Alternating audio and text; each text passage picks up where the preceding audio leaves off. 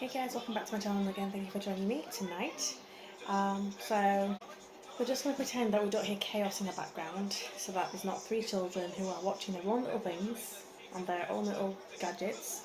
We're just going to pretend we don't hear that because it's the holidays, they're having fun. Hey.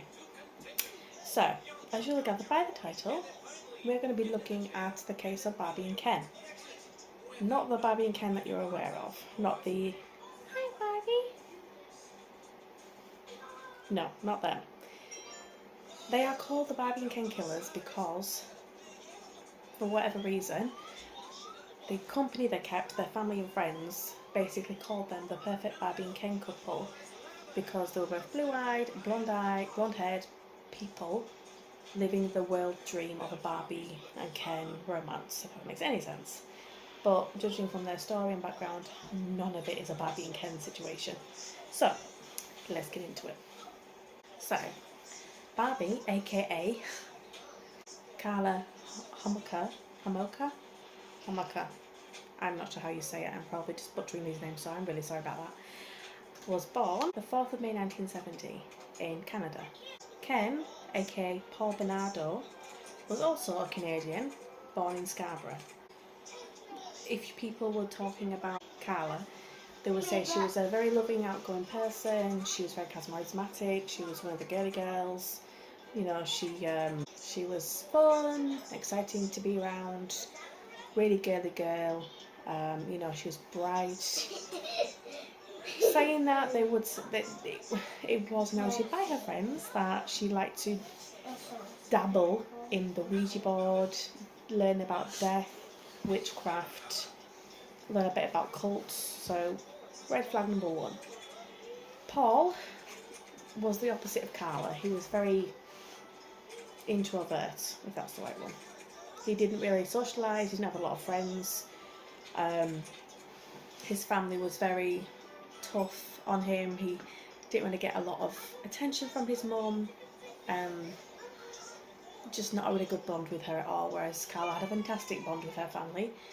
You know, Paul never got on with his dad, who later found out that it was his stepdad, so maybe that's why he didn't bond with him so well. But yeah, he just came from a very broken home. It wasn't very positive vibes or anything like that. So, he was known as a peeping Tom throughout his teenage years and early adolescence. If you don't know what a peeping Tom is, it's basically somebody who likes to go around houses looking in windows or bathroom windows looking for extra activity. But yeah, he would get in the Scouts and be very successful at becoming a Boy Scout, surprisingly. But he would also become an accountant much later in his life. A very good, successful accountant. Whereas Karla would grow up to be a vet. I'm not sure why she wanted to be a vet, but she became a vet. She did go to school for this. She obviously successfully graduated because that became her profession. Now, before we get into the craziness of this couple's story and the many people that they ruined their lives, the many people of lives they ruined, little backstory on Paul. Red flag number 2, or red flag number 1 for Paul. No, red flag number 2, because he was already classed as a peeping Tom. During the time that he was young or becoming an early adolescent in Scarborough, in Ontario, Canada, again I'm sorry if I'm saying this wrong, there had been a number of rapes going on for that were targeted on teenage girls, about 14 up to 16 I think, and this was happening during the day or during the night, whichever. He really didn't care. Now, he would be so brazened to this guy, aka later on turned out to be he would be so brazened and so, you know, full of himself with a big ego that he was going to get away with everything. He would attack these girls in the front gardens of their own houses. Now, it's bad enough being assaulted, but in front of their own garden, well, your family would be inside and Paul would be behind them basically saying, if you say anything, scream, then I'm going to hurt you and possibly hurt your family. Yeah. Red flag number 2, 3. Can't keep up. So he would attack them in their front gardens, leave them alive, but yeah, still assault them in the worst way possible and then move on. Now, for a long time, during 1987 and 1990, he would be committing these rapes and getting away with it, basically, because at first he was attacking them from behind. Now, for some reason, he let his routine slip, and he did one time attack a lady from the front. So she obviously got a description of him, and he would leave her alive as well. He was not yet killing, he was just raping. So she would go to the police and give a description, who people have realised this is a very close connection-like thing to Paul. For those that knew Paul, it's a very close town, or very small town. And eventually they would ask Paul to go into the police station to be interviewed and questioned. Paul would be very nonchalant and be like, yeah, fine. You know, the police would even say that he was cool about it. They've never seen a character like him. You know, this is what they said about him. Get this as long as I live. He'd come into our office late in the afternoon. He was neat, clean. He wore a shirt and a tie. His hair was cut. He was very calm, cool, and collected. He looked like the all-Canadian boy. And I talked to him about different things, about any problems he'd had with women. He said he never had any. Did he have a girlfriend now?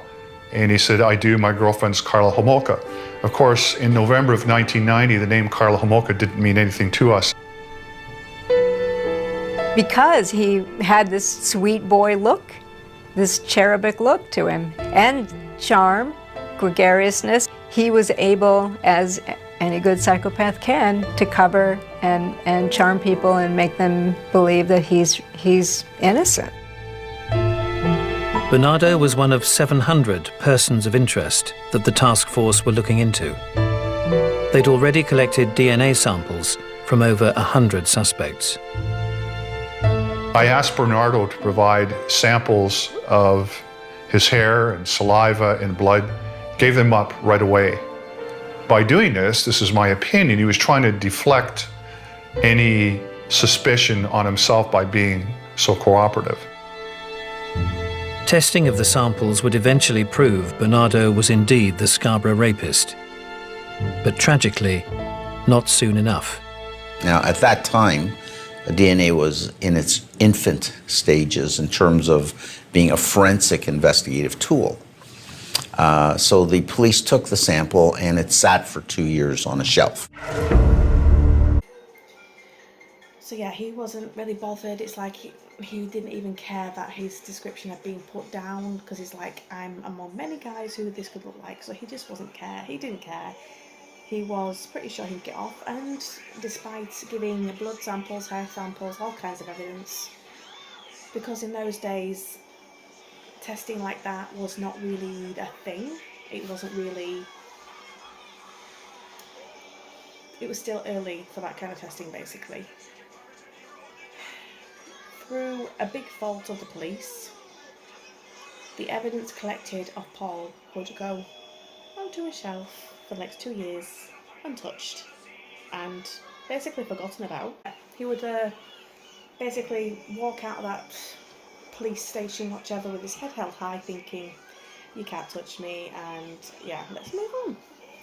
So, through the cosmics and whatever happened in the universe at that time to bind them together, one time on one eventful day, when Karla would be going to a conference, I think it was, in the same place or town that Paul was, they would both eventually bump into each other or meet each other in the same pub, hotel pub, where the conference was being held. Now, Paul wasn't really going to a conference, obviously, he just happened to be in the same pub at the same time. Saw Karla, love at first sight, I guess. She saw him, love at first sight, I guess. And they hit it off from there.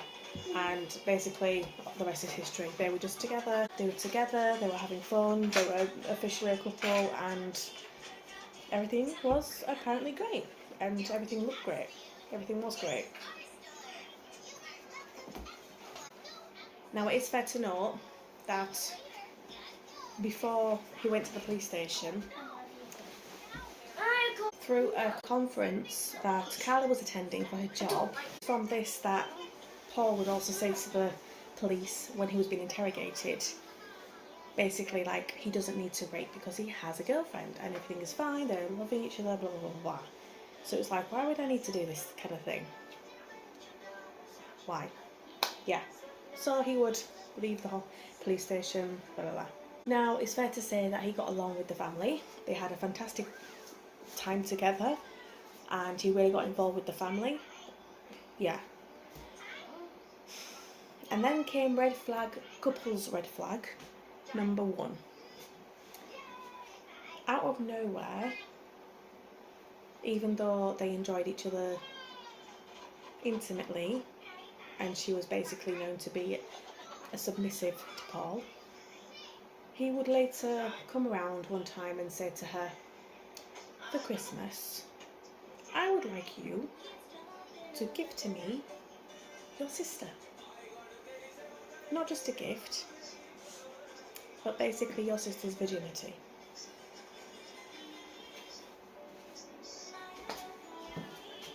What? So yeah, he was like, you know, if you really love me for Christmas, why don't I sleep with your sister?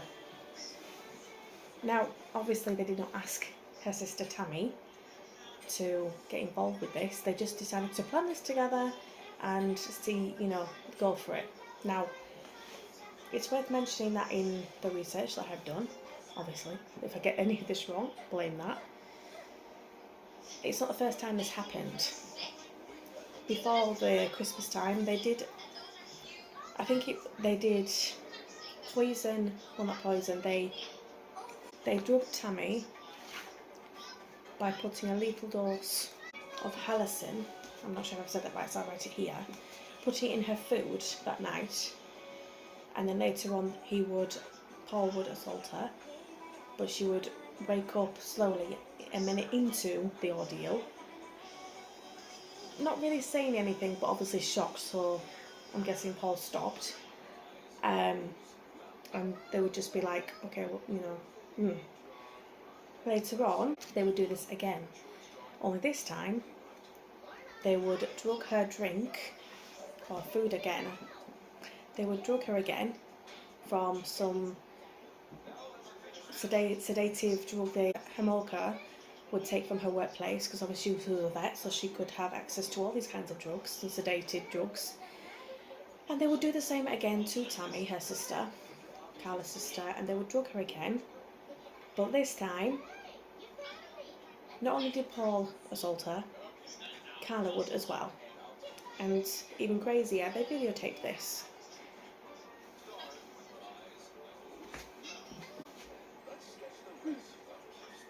Yeah. Eventually Tammy would start choking, start vomiting, and would choke because of the vomit, and she would pass out.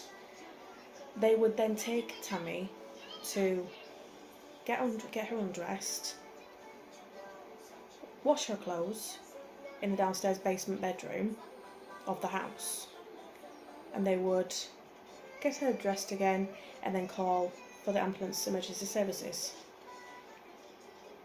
As the ambulance was unable to resuscitate her only a little bit, obviously she went to the hospital, but Tammy later died that day, that night in fact, and it was ruled an accidental death. Now, considering that she had been drugged, I don't know why they did not do a post-mortem of the body. I don't know why. That should have been a protocol anyway. But I'm not sure if it's due to the circumstances of what Tammy and... I'm not sure if it's due to the circumstances of what Karla and Paul had lied about. Maybe the situation, I'm not sure. Maybe they were just like, oh, she vomited and started choking. I don't know. But it was never inspected, never investigated, anything like that. Just went as an accidental death. Now, here's couple red flag number 2. Before the assault on Tammy, Paul and Karla were due to get engaged. Obviously, having been a great couple and getting together and loving each other and wanting to spend the rest of their lives with each other. After Tammy's death, Karla started moaning after about 3 to 6 months after Tammy had passed away, Karla started moaning that, you know what, we've mourned long enough, can we get on with my wedding plans? She was not bothered, she just was very narcissistic and wanted her wedding to go ahead, get done with, and everything, all the attention on me. She said, Mum and Dad, you've basically had enough time to mourn, let's move on and create more happy memories instead of thinking about Tammy. And whether it was just to make Karla happy or whether it was just to, you know, make some positiveness in the family, they went ahead and arranged the marriage and got married. They were celebrating their marriage in a lovely chapel, white dress, carriage and everything, a princess kind of wedding for Princess Karla. 6 months before their planned wedding, Karla HOMOLKA decided to gift her younger sister's virginity to her boyfriend for Christmas. The problem was that Karla was afraid that Tammy would tell.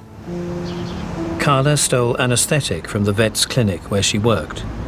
And the idea was to put Tammy under and then have a sexually assault her.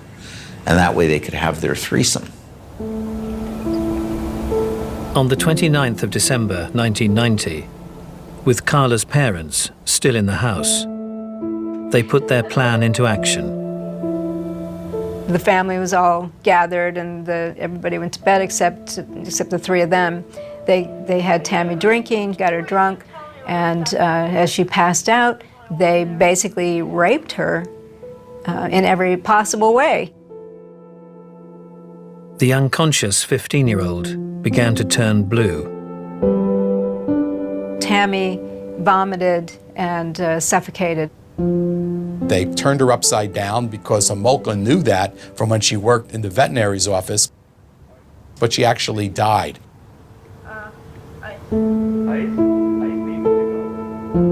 They quickly thought of a cover story, they called emergency, thought of a cover story, and that was accepted. It was all passed off as an accidental death. As the happy couple smiled and posed for photographers, they were hiding another dark secret, a riddle of missing teenager Leslie Mahaffey. The happy couple smiled and appeared to be love's young dream. It was like, the Barbie and Ken couple. It seemed like the ideal relationship. But they were far. 21-year-old Karla's Prince Charming was Paul Bernardo. 5 years her senior, but equally eager for a fantasy wedding. There was a rented coach, the old-fashioned coach. There was pheasant under glass that had the puffy princess sleeves. To onlookers, it was the dream marriage of a dream couple. Then after their lovely wedding, they moved into a family house later in the same area of Canada, in a suburb. Now, this is where things started getting a bit more chaotic if it wasn't already. A lady who was only known as Jane Doe, I'm not sure if that's because she wanted to be off record or because she just generally didn't want to be mentioned or she wanted to be anonymous, I'm not sure.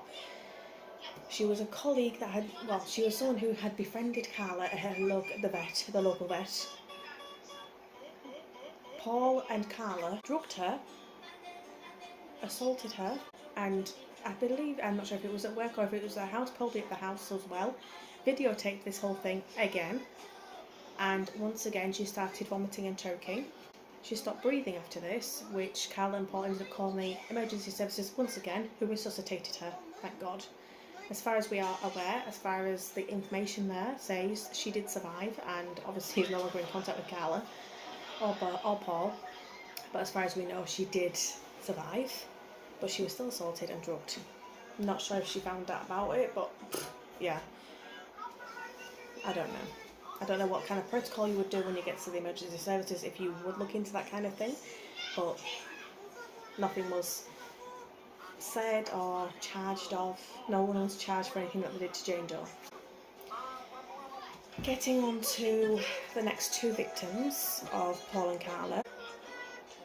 The first victim, or shall I say second victim, first known victim, second victim in all, Leslie Mahaffey. I'm not sure if I said her name right. If I haven't, I'm sorry about that. On the 15th of June 1991, Leslie Mahaffey would go missing. She would be known to have a curfew with her parents, but if she was late, obviously, parents would be like, why are you late, what's going on? She did have a key to her house, but obviously it's like, we have a trust in you, what's going on, kind of thing, which is fair enough with every family. On this particular situation, this particular day, there had been a death among her group of friends, or in the batch of school friends, and being Leslie's nature, she was the kind of one that could console people, care for people, check on them first before sorting out herself. She would, just be there for them. She was that kind of caring, nurturing person. Because of this death, she would go home late that night because of the timing, realise that her curfew had gone. For whatever reason, she did not try to get her family to open up the door of the house. However, she would see Paul around the area, who would approach her and say, I'm just trying to break into the next door neighbour's house. Now, I'm not sure about you, but if someone had said that to me, I'd be like, first of all, I would be very slowly moving away. Second of all, if the house was right behind me, I'd be banging on that door as much as I could before I got robbed or taken. Third of all, I would have just legged it away and called for help. Depends on the situation and how close he is to me. But she didn't. Instead, I'm not sure why, and I'm not blaming her, she proceeded to ask Paul if he had any cigarettes. Again, I don't know why. Paul would then say that he has some in his car, so she would go over to his car, trusting him, why not, there's no need not to, even though he's just a stranger, there's no need not to. Back in them days, I'm guessing you didn't even lock your front door.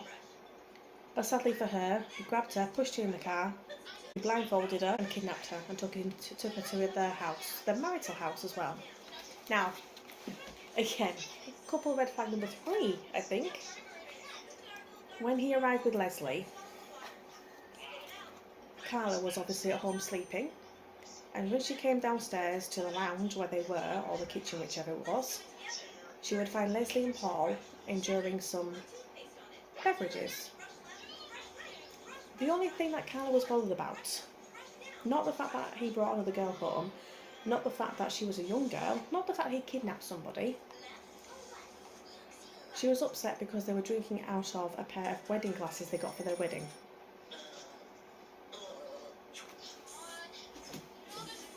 And I was really mad about that. So it's sort of like, let me get this straight, Karla. Your husband has brought home a girl that he's going to rape, torture, and murder. And the thing that bothers you the most is that they're drinking champagne out of a wedding gift? Oh, and I was really mad too because when I took Buddy out, there were 2 champagne glasses on the dining room table. And we had these really expensive champagne glasses from France, which we never used. He had those out. The 2 of them had been drinking champagne from those glasses. And I was really mad. It was a stupid little... Oh, that's what upset you. So it's like, okay, you're both a perfect match made in hell. You don't care about anything apart from your own narcissistic egos, thoughts and whatever. So, they would proceed to drug her with halcyon. They would abuse her, rape her, videotape this, obviously, it's a tradition right now, it's like a routine right now. And then they would leave her in the basement of the house after they killed her, after Paul strangled her. Now, red flag number 4, if I've not lost count. Again, I don't know how the family did not, sense something, but Leslie Mahaffey's body was in the basement of their marital home. And then Karla was like, it's Father's Day, my parents are going to come over, we're going to have a big family get-together, let's prepare. Not, oh my god, what happens if we get caught, blah blah blah blah blah. Father's Day, the entire family was at their house, with Leslie Mahaffey in the basement, dead, strangled and raped. They had people going in and out of that basement all the time, for whatever reasons. No one had any idea she was down there. Nobody could smell anything, nothing was off or strange or anything like that. They had a very nice Father's Day, and then the next day was the day that Karla and Paul decided to dismember Leslie Mahaffey's body, chop it up, put it in cement blocks and then ditch them in Lake Gibson, where she would later be found, but we'll get to that point later. So, again, no disregard for life or human life, whatever, no morals. It was just a, let's continue with stuff, but let's, you know, we'll tidy up later. I don't know. Roll on to victim number 2, Kristen French. Now, Karla at this point wanted to be involved in the abduction of these girls now. She wanted to be a part of the planning for whatever bloody reason, I don't know. Maybe she got jealous, I don't know. Or she wanted to control Paul, I don't know. But for whatever reason, she was like, you know what, Paul, I'm going to help you out this time. I'm going to do it with you. I'm going to, you know, we're going to plan this together, teamwork. They decided to go hunting in the car for their next victim. They would basically pull up on a side street, pretend to read a map, and then wait for someone to approach them, which would also be, obviously be Kristen French, who was walking home. She would approach them, and they would be like, oh, can we help you find directions? Can you help us find directions, kind of thing. And Kristen, being a lovely, kind person, again, beautiful and very charismatic, very friendly, would lean into the car to look at the map, in which point Paul would grab her from behind, pull her into the car, blindfold her and kidnap her and take her home to their marital house. Kristen French would then be held abducted there for 3 days, again enjoying the most horrific time of her life, being raped, drugged and assaulted, abused, sodomized, all the horrible things that could possibly happen, while being videotaped. And, you know, Paul would be like, he just didn't care.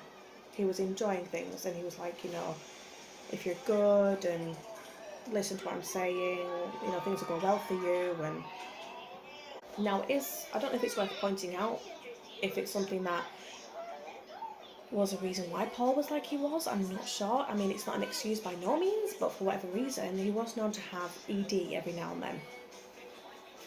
He would be known to say to his, on videotape, he would have been seen to be saying to his victims, like, not quoting, but similar things too, you know, tell me you like it, and I know it's like you like this, and tell me I'm good at this. Things that basically during a sexual activity would encourage him to stay up and perform well. I don't know why, if that was an issue with him, you know, maybe being with Karla wasn't enough, I don't know, but that was how sad he was and how crazy he was. Now, at one point, Kristen managed to encourage Paul to go to a grocery shop very far away from the house and said, you know, I would like this meal, can you buy it for me, but it's really far away. For whatever reason, Paul would agree to this and go, which would mean that her and Karla were left at home, in which case she would plead to Karla to let her go. But Karla would be thinking straight up, you know what, you've seen our faces, you're not going to get out of this alive. And she didn't. Eventually she also would be strangled, killed and dismembered. Now, for whatever reason, whether it be good or bad, I'm not sure how entirely to describe this, but for whatever reason, after this, Karla's and Paul's relationship started to become bad. At that point, Kristen had been the last victim, thank God. But Paul apparently would become abusive towards Karla. Red flag number 5, you know, after not red flag number 1, 2 or 3 or 4 or 5, you know, whatever. And she would basically go to the police and say that my husband has been abusing me, and also, by the way, we have got some stories to tell you. And she would confess everything to the police about Leslie, about Kristen, about Jane Doe, and just everything. But she would say that Paul, in her defence, was abusive, forceful, and brainwashing her to do everything that she had been involved to do. Describes her role as both victimizer and victim. If I didn't turn the water tap off completely, he'd hit me. If I didn't say the right thing, he'd hit me. He held knives to my throat. He told me I better watch my back. He said, always watch your back with me. Her feet were tied with that electrical cord that he had used to kill Leslie.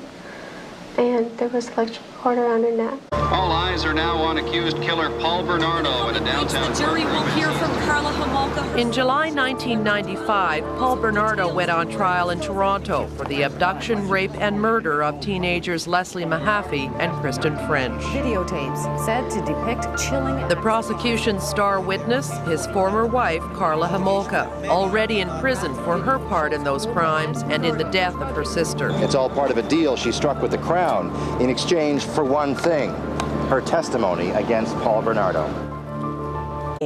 Which was her, also police tape, which is her taking the police on a tour of the house, talking about what happened here and here and here. And she's dressed as a little schoolgirl and is not the slightest bit concerned about the horrific events that had occurred there and that she'd been party to. Can you answer a question for me? Was any of the furniture damaged as a result of the investigation? Not that I'm aware of, no. Okay, great, sorry, I'm asking. They cleansed Kristen. And upstairs in the bathroom where they cleansed Kristen French's body of evidence, HOMOLKA inquired after her perfume samples. But I don't have any of that stuff. So where are all those articles, right? Wherever Paul's lawyer took them. You're saying Paul's lawyer took a number of articles from you? Well, from what I understand, his lawyer took basically everything. Can I ask you a question? I'm afraid I can't answer. Can I have that book? My sister wants it. Or does that have to stay here? That has to stay for now, but we can make those arrangements. Okay, thank you. And the thing that's... Bernie did the same thing, he strangled her more. And I think I watched that time, because what the hell, she's dead anyway. Like, actions, I'm going to try and get her over to the car. So he wanted her right beside him so he could hold the knife to her. And I sat in the back seat, actually more in the middle of the two of the front seats. And I held her hair, and like I held her head down. I never should have gotten to know Kristen, because you get emotionally involved with these people. And it really hurts. It hurts a lot more, because I felt like I was friends with both of them, especially Kristen, because we did so much stuff together. We put makeup on together. We talked, you know, just girl talk when Paul was gone getting us food. And it just made it hurt even more. I said, well, we have to go to my parents for Easter dinner. And he said, well, why don't we just not go? And I said, well, I don't think it would look very good. I mean, we're supposed to go to my parents for Easter dinner and we don't go. And I said, well, how's it going to look if, you know, this girl's missing and we have no alibi? We haven't gone anywhere, we haven't done anything. And he said, well, I guess you're right. And because he wanted to keep her for longer.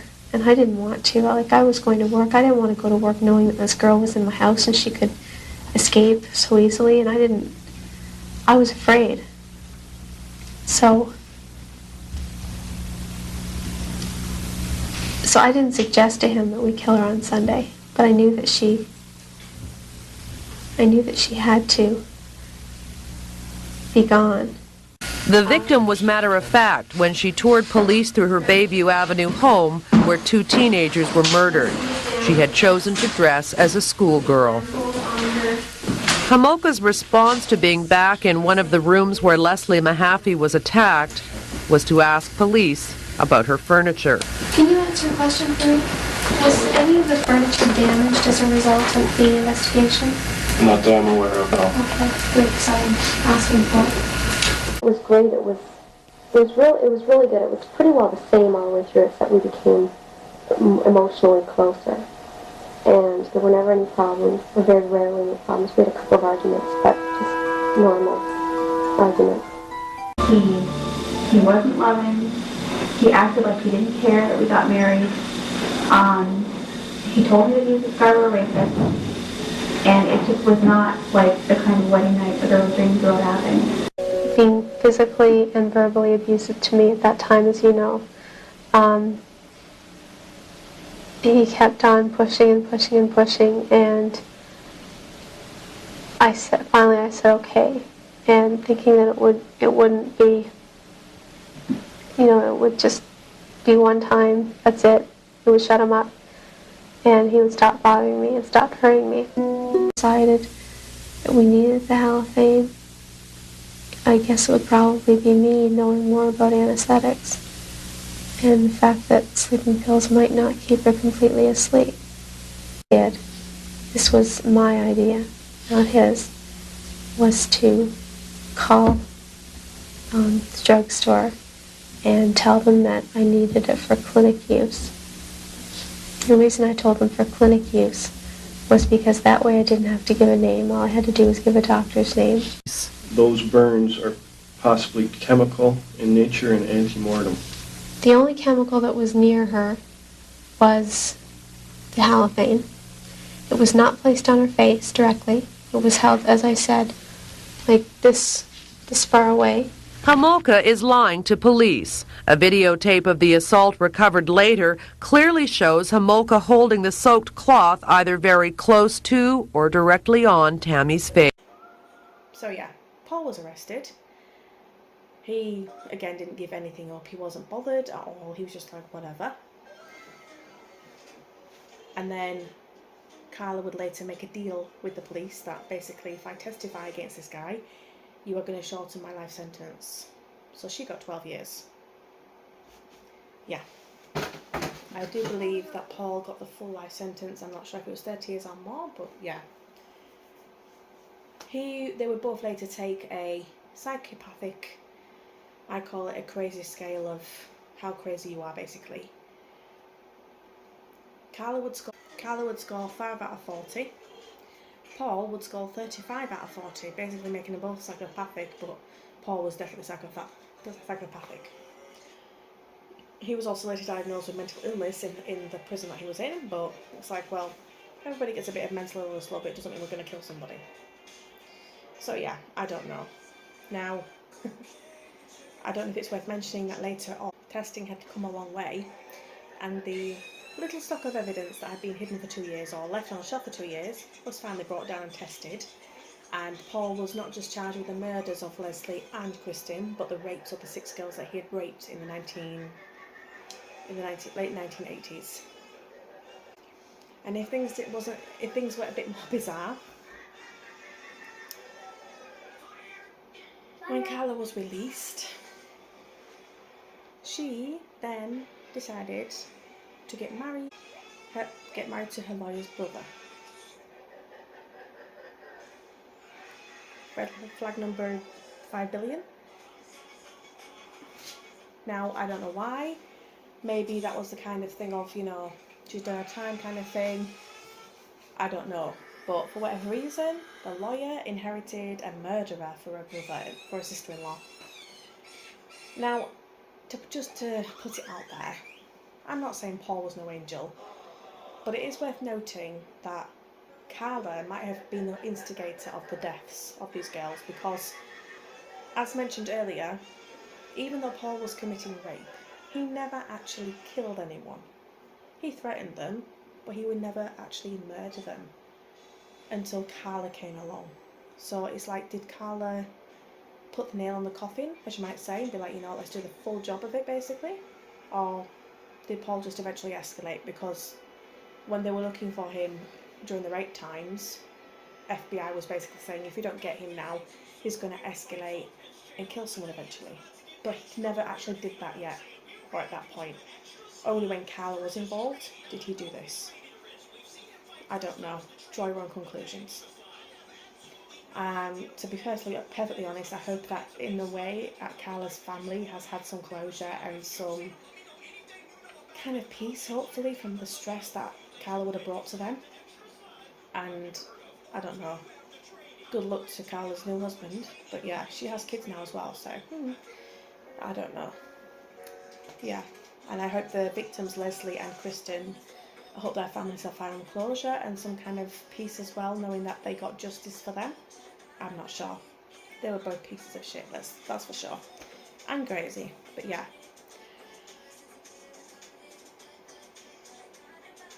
Anyway, crazy psychotic case. Please do give it a thumbs up. I'm going to try and look for some more interesting and positive things for my next few vlogs, just to get us back on a bit of positive vibes.